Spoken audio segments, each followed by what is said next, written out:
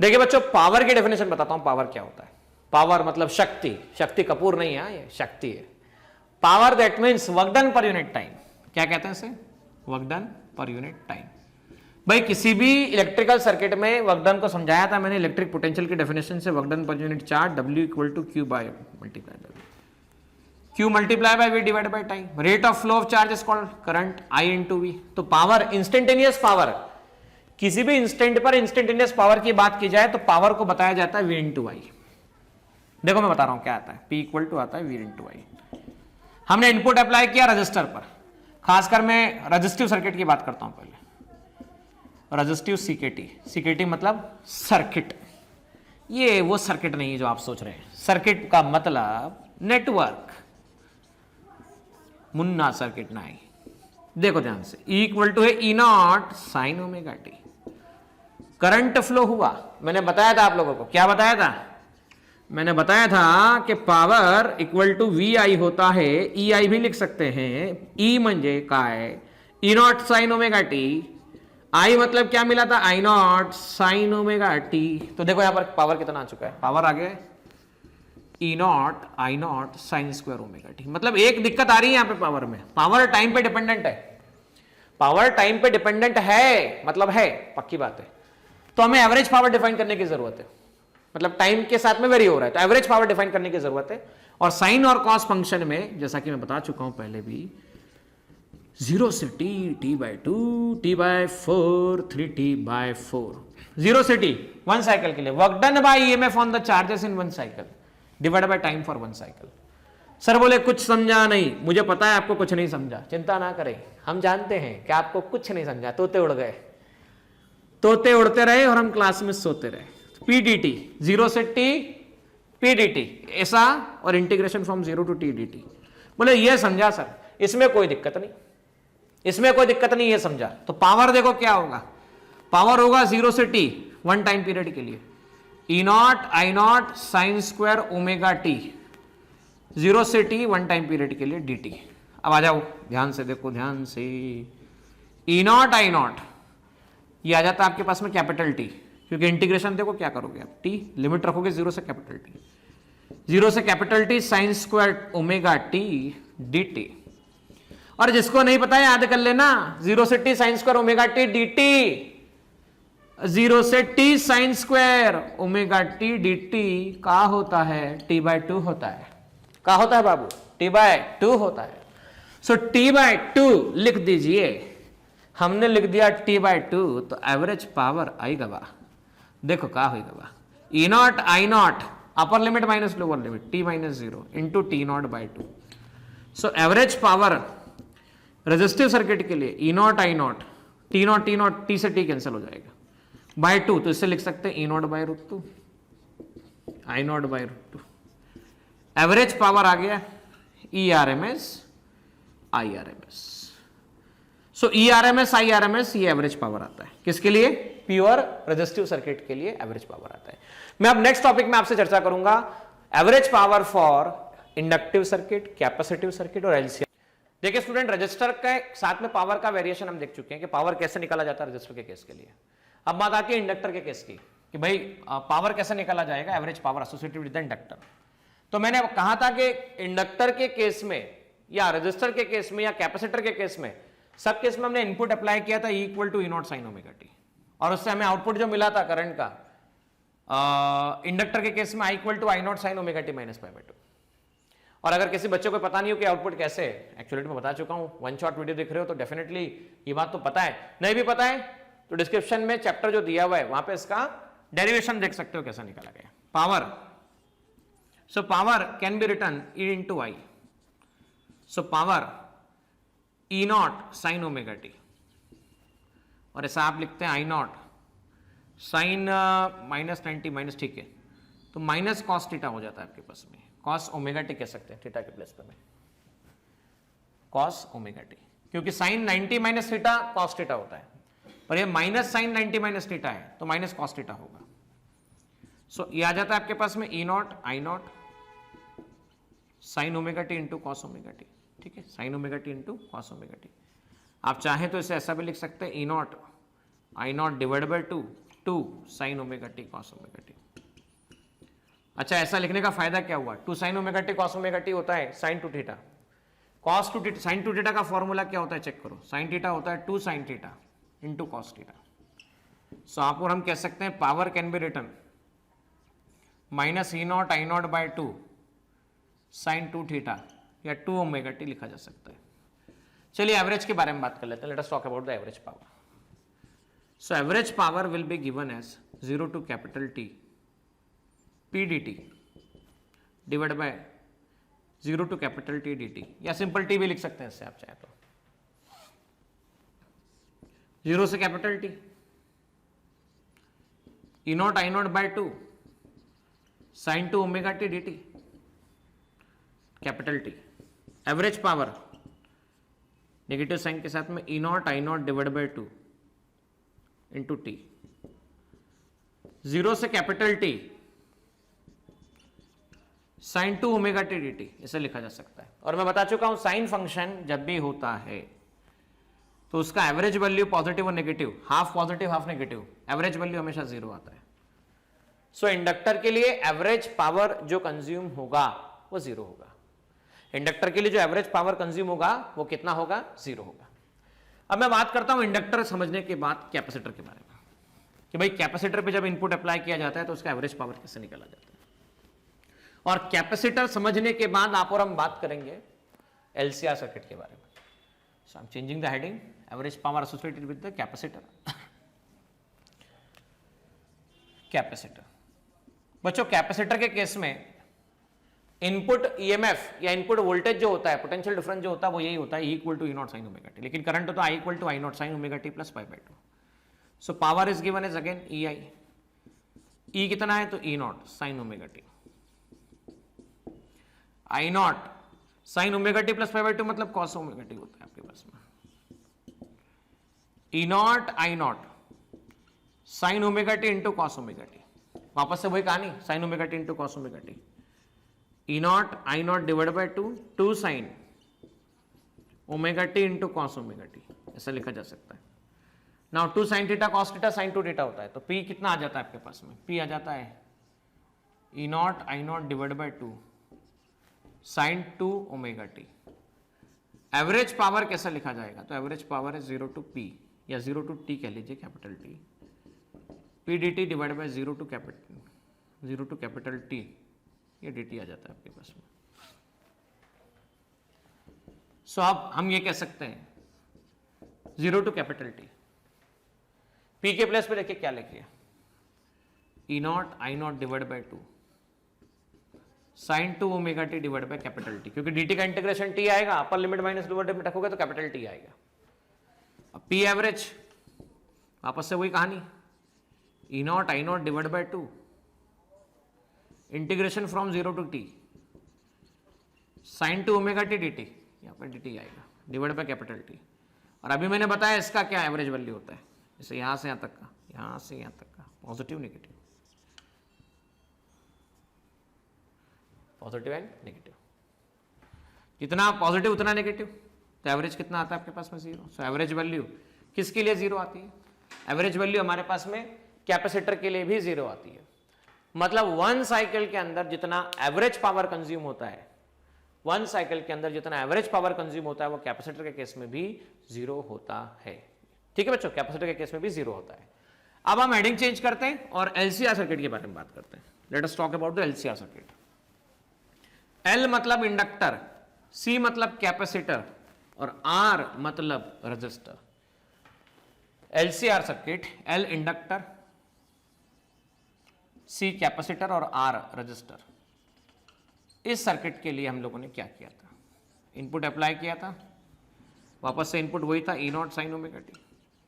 Output की बात करें तो I इक्वल टू था I not sine omega T plus minus pi, या तो प्लस पाई या माइनस पाई। अब पावर में क्या हो जाता है?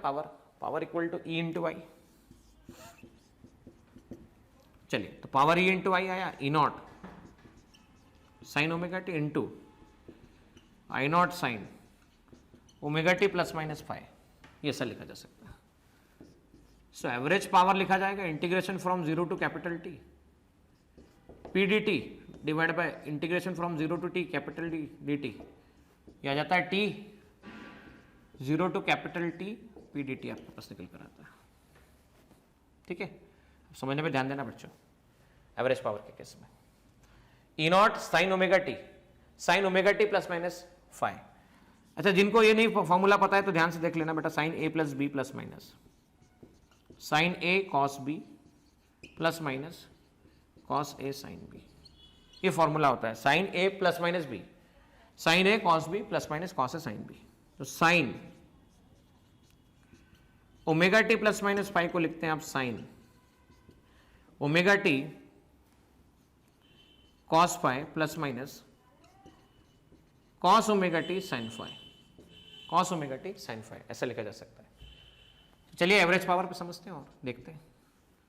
0 से कैपिटल टी कॉमन क्या निकला, E not I naught, E not I not sine omega T into omega T plus minus five D T divide by T. Average power E not I naught 0 से capital T में divide by T बाहर निकाल लेता हूँ, sign omega T bracket के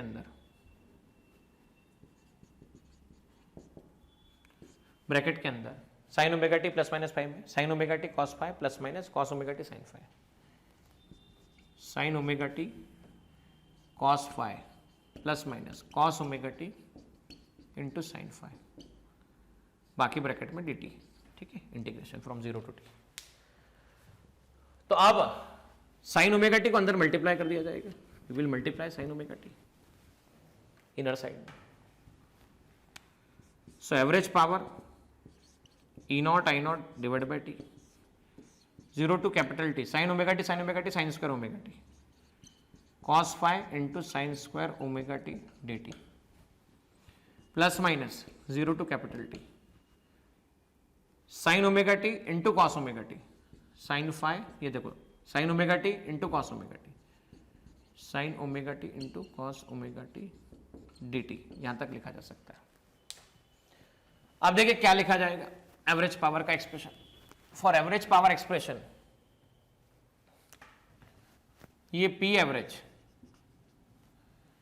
ई not I naught divide by T,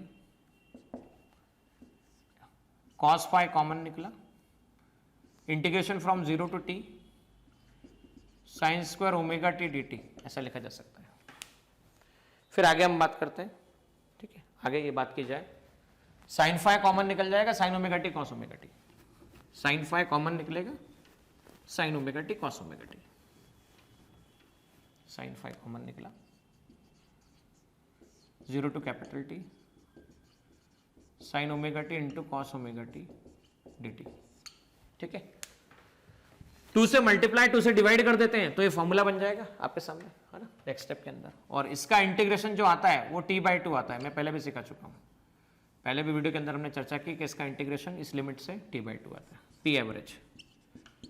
so E not I not by T cos five plus into t/2 plus sine five 0 to capital T, 2 से divide 2 से multiply किया, 0 to capital T 2 sine omega T into 2 sine omega T into cos omega T,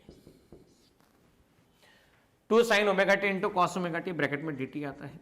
वापस check करें, 2 sine theta cos theta, 2 sine theta cos theta, क्या लिखा जा सकता है, sine 2 theta. So P average can be written E not I not by T cos five into t/2 sine 5/2 0 to capital T sine 2 omega T D T. ठीक है, और sine 2 omega T D T क्या लिखा जा सकता है, 0 लिखा जा सकता है, क्योंकि साइन है, साइन का एवरेज वैल्यू 1 साइकिल के लिए पॉजिटिव नेगेटिव, साइन का average value positive negative 1 cycle के लिए 0 होता है। ठीक है, तो ये 0 आ जाएगा, 0 मल्टीप्लाई बाय एनीथिंग 0 हो जाएगा, तो ये वाला टर्म पूरा 0 हो जाने वाला है। ठीक है ना, आप देख भी सकते हैं, 0 to capital T sine 2 omega T, जितना पॉजिटिव है उतना ही नेगेटिव है, जितना पॉजिटिव उतना ही नेगेटिव है, इंटीग्रेशन 0 हो गया, है ना। तो आइए एवरेज पावर देखिए कितना आता है आपके पास में, एवरेज पावर आता है ई not I naught divide by T cos five T by two, T से T cancel, P average E not I not by two cos five, E naught by root two I not by root two cos phi. So what is E naught by root 2? That is ERMS. ERMS. IRMS और cos phi इसे लिखा जा सकता है. क्या लिखा जा सकता है? cos phi. ठीक है. So ये जो फॉर्मूला निकल कर आता है phi की डिफरेंट वैल्यूज के लिए आपको एवरेज पावर देता है. This formula provide you average power for different values. और थोड़ा ध्यान से देखना, इसमें काफी कुछ बातें इंपॉर्टेंट डिस्कस करने वाली है. Average power, E R M S, I R M S, cos phi. So cos phi क्या कहते हैं? पावर फैक्टर, जिसको मैं पहले भी बता चुका था आर बाय जेड होता है. यहां पर क्या आ गया? पी एवरेज अपॉन कितना? E R M S, I R M S. P average, E R M S, I R M S. Cos phi की वैल्यूज डिफरेंट केसेस में डिफरेंट होती है. वो कैसे होती है समझा देता हूं. देखो, प्योर रजिस्टर, इंडक्टर और कैपेसिटर, पहले इन पे बात कर लेते हैं. इन सब में आपने इनपुट अप्लाई किया था. क्या किया था? तो सर हमने ई नॉट साइन ओमेगा टी किया था. इसमें भी input E not sine omega T किया था. इसमें इनपुट क्या अप्लाई किया था? E not sine omega T किया था. इसमें आउटपुट क्या मिला था? ई नॉट के प्लेस पे I not sine omega T. I के प्लेस पे मिला था I naught omega T minus pi by two, minus pi by two. यहां कितना मिला था चेक करो वापस से. I equal to I not sine omega T plus pi by two, plus pi by two. तो बच्चों ध्यान से देखना, ओमेगा टी प्लस जीरो, तो यहां phi zero, minus pi by two, तो फाई कितना? Pi by two. फाई कितना? Pi by two. Again plus pi by two, तो फाई कितना? Pi by to. सो तीनों केस में देखिए कॉस फाई के हिसाब से. For resistive circuit cos zero that is equal to plus one. So power factor P F for pure resistive circuit is zero. Cos phi, cos 90 degree zero. तो inductor के लिए power factor कितना होता है? Zero होता है. वापस से देखते हैं कैपेसिटर के लिए. P average cos phi cos pi by 2 that is equal to 0. ऐसा कहा जा सकता है. cos pi plus 1, cos pi by 2 0 and cos pi by 2 once again क्या आता है? 0 आता है. तो हम ये कह सकते हैं कि power factor for inductor is 0, power factor for capacitor is 0, power factor for register is not 0, it is plus 1. इसलिए इसकी एवरेज पावर जो आती है वो 0 आती है. इसकी एवरेज पावर कितनी आती है? 0 आती है. और इसकी एवरेज पावर आती है E R M S into I R M S. तो चले स्क्रीन की तरफ कुछ समराइजेशन करते हैं और इंपॉर्टेंट कांसेप्ट्स को देखते हैं. देखिए student, power in AC circuit की शुरुआत आपने और हमने की. सबसे पहले हमने बात की कि रजिस्टर के केस में पावर का क्या होता है. तो पावर के लिए दो बातें आती है. Instantaneous power E into I, तो E not sine omega T, I not sine omega T, E not I not sine square omega T. Average power का integration 0 to T P D T sine square omega T. और sine square omega T का integration जो होता है, ये याद रखें, sine square omega T D T, T के इंटरवल के बीच में टी बाई टू होता है. इसके लिए एवरेज पावर आती है आर एम एस का आर एम एस. ठीक है, इसे अपेरेंट पावर भी कहा जाता है. एक नाम देखिएगा, this is also called which power? Apparent power. इसके बाद में आपने और हमने इंडक्टर के लिए बात की. इंडक्टर के लिए I not sine omega T minus pi by two, दोनों को मल्टीप्लाई किया into I. So E not sine omega T, I not sine omega T minus pi by two. Sine pi by two minus omega T minus pi by two होता है cos omega T with negative sign. और इन दोनों को जब multiply किया आपने साथ में, तो देखो मल्टीप्लाई करने पर क्या हुआ? एवरेज पावर निकालना था. सो यहाँ पर देखो मैंने क्या किया, 2 का डिवीजन और 2 का मल्टीप्लिकेशन किया, तो ये पूरा फॉर्मूला बन जाता है साइन 2 ओमेगा टी का. साइन 2 ओमेगा टी का इंटीग्रेशन हो जाता है minus cos 2 omega T divide by 2 omega. और वैल्यू पुटअप करते हैं तो एवरेज पावर 0 निकल कर आती है. हमने कैपेसिटर से एसोसिएटेड पावर के बारे में बात करना है, तो ई इक्वल टू आता है ई not sine omega T, i equal to आता है i not sine omega T plus pi by two. Output कैसा निकलता है? दोनों को मल्टीप्लाई किया, e i sine omega T cos omega T, sine omega T cos omega t. ठीक है, अब sine omega T cos omega t यहाँ पर अवेलेबल है, sine omega t and this is cos omega T. वापस divide by 2 करोगे, multiply by 2 करोगे, average निकालोगे, आंसर 0 आना है. ये करने के बाद आपने और हमने सीखा LCR circuit, L C and R circuit. LCR circuit में दो पॉसिबिलिटी थी, या तो +5 या -5 करंट का, बाकी इनपुट तो सेम था, इनपुट तो वही था E0 sin omega T, output था I0 sin omega T plus -5।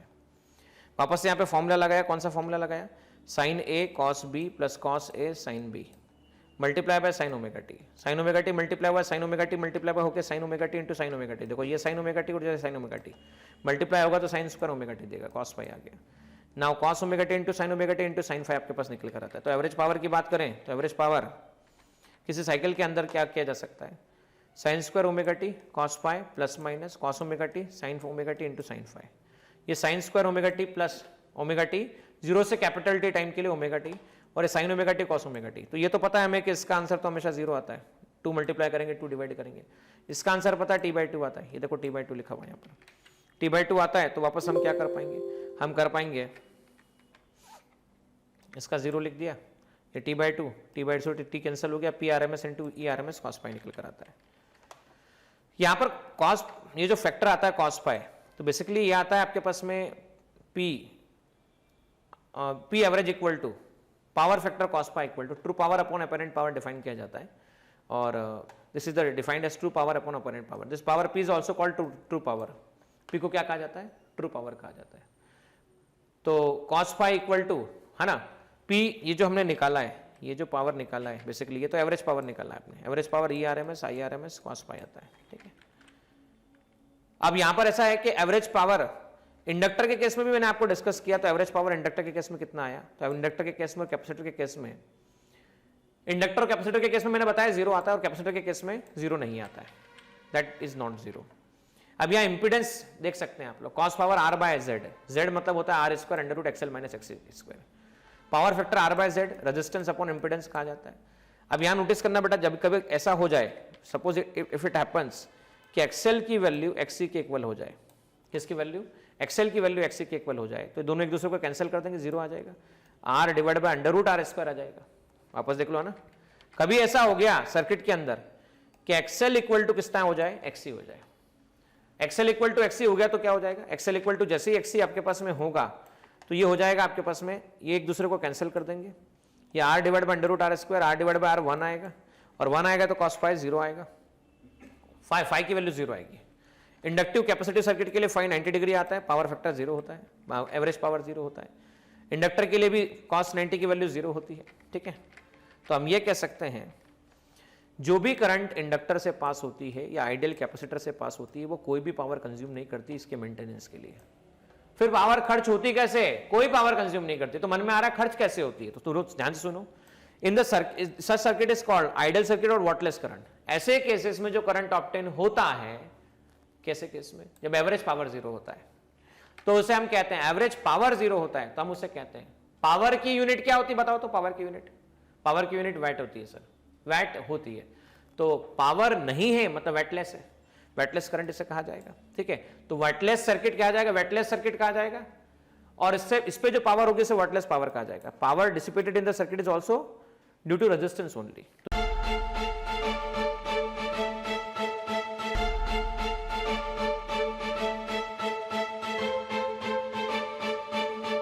पुरोहित academy, main branch Prabhat Chowk, MJ college road, Lokmanya हॉस्पिटलच्या बाजूला, जळगाव, आणि पांडे क्लासेस जवळ, बंधन बँके शेजारी, ट्रॅफिक गार्डनच्या समोर, जळगाव।